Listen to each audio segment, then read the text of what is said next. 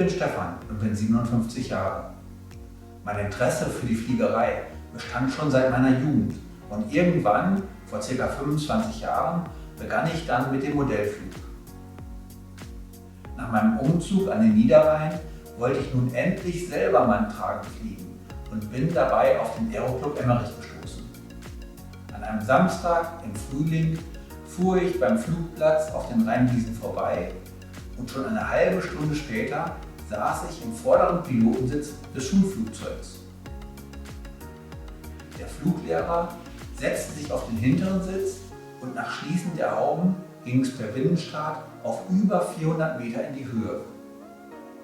Ich konnte am Knüppel und den Pedalen die Steuerbefehle des Lehrers mitfühlen. Nach und nach durfte ich in den folgenden Flügen selber die Kontrolle über das Flugzeug übernehmen, bis ich dann schließlich vom Start bis zur Landung vollständig alleine flog. Nach einigen gemeinsamen Flügen mit dem Fluglehrer durfte ich im Herbst unter Aufsicht meine ersten 3 Alleinflüge und damit die A-Prüfung ablegen.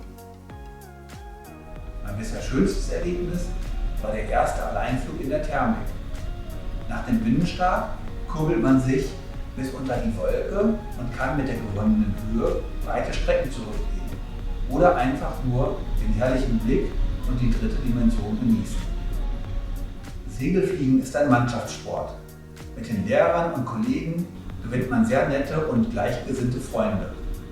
Oben in der Luft kann man stundenlang nur mit der Kraft der Sonne die Freiheit genießen und Abstand vom Alltag und den Problemen, die man am Boden gelassen hat, gewinnen.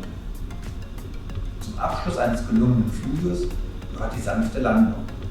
Die Erde hat ein Wider und man kann sich mit den Kollegen über Vögel, mit denen man gemeinsam in der Thermik gekreist hat, die Wolke mit der besten Steigwerten und vieles andere austauschen.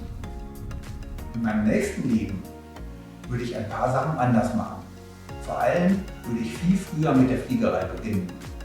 Es ist überhaupt nicht teuer und bereits ab 14 Jahren kann man mit der Ausbildung beginnen.